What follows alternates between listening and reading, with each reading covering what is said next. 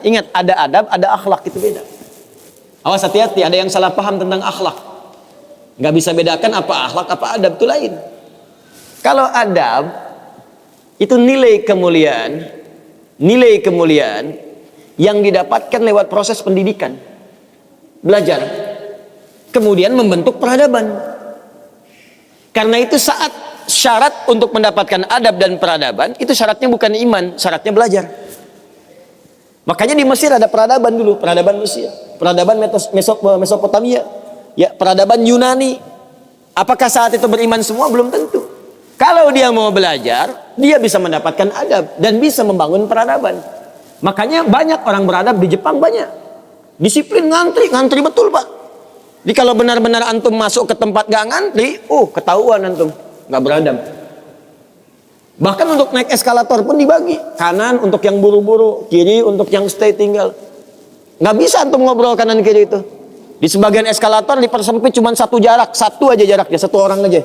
Ya, itu adab, disiplin ada. Selandia Baru bagus-bagus, disiplin. Ya, jujur. Saya kemarin ke Jepang di Tokyo, itu mau lewat zebra cross, mau nyebrang. Terus saya lihat teman-teman, ada emas betulan, bukan Mas Yono, Mas Arif, emas betulan, anting gitu ya, anting emas, disimpan di satu tempat di pinggir jalan, ya, di dekat portal itu. Saya tanya ini kenapa nggak ada yang ngambil? Saya tahu sebetulnya karena tiap tahun kita kunjungan ke sana, ke masjid kita di sana. Katanya, Masya Allah Ustaz, di sini kalau ada barang apapun ditemukan di jalan, tidak ada yang berani ngambil. Kalau dia di jalan tempat orang lewat, akan dipindahkan ke pinggir, ya, supaya tidak rusak, tidak terkena injakan orang dan sebagainya, dan mudah orang menemukannya. Jadi kalau dia nyusur kemana, cari ke pinggirnya. Ya, kalau kemungkinan dia bisa nyampaikan, dia cari petugas kepolisian terdekat, dia sampaikan supaya dicarikan siapa pemiliknya. Kalau bisa diantarkan. Itu adab namanya, adab. Jadi kalau Anda ingin mendapatkan adab, ya, ukurannya tidak hanya negeri muslim, non-muslim pun bisa mendapatkan itu. Tapi akhlak beda. Akhlak itu nilai kemuliaan yang dihasilkan dari proses ibadah kepada Allah Subhanahu wa ta'ala. Makanya ada orang beradab tapi belum tentu berakhlak. Nilai kemuliaan yang dihasilkan dari ibadah, dan itu fitrah kehidupan. Makanya kehidupan kita saat diciptakan, ya, prosesnya disebut kholak. Iqra bismi rabbikal ladzi khalaq, proses penciptaannya. Yang menciptakan disebut Khalid. Quran surah Quran surah 96 ayat 1, sekarang Quran surah 15 ayat 28. Wa idz qala rabbuka lil malaikati inni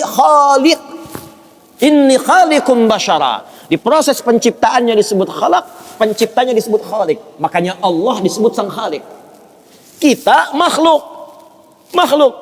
Bentuknya bisa jin, ya, bisa manusia, bisa hewan. Makanya saat disebutkan jin dan manusia menggunakan khalaq. Wa ma khalaqtul jinna wal insa illa liya'budun.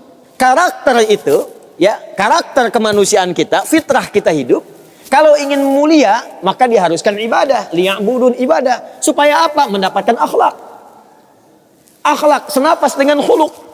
Kalau sudah terkumpul pada diri kita, berubah jadi khuluq. Itu yang disebut surat Al-Qalam ketika memuji Nabi SAW. Wa innaka la'ala khuluqin azim. Bagaimana Nabi mendapatkan khuluq? Ibadah, dengan meningkatkan takwa kepada Allah Subhanahu wa ta'ala. Makanya diminta kita sholat, diminta kita puasa, baca Al-Quran supaya punya akhlak. Apa diantara akhlak itu nilai kemuliaannya? Maaf, bukan sekedar disiplin, bukan sekedar jujur, lebih tinggi daripada itu.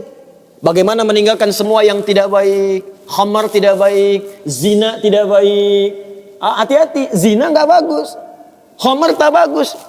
Siapapun di muka bumi, mohon maaf, sekalipun pelakunya pasti akan menolak zina. Ya, pezina dengan pezina menikah, yang satu selingkuh dengan yang lain, pasti dia akan katakan kamu selingkuh, padahal dia zina juga. Silakan cek, mabuk sama khamar, makanya dalam Islam khamar dilarang. Karena itu ketika Anda sholat, tujuannya apa? Membentuk akhlak.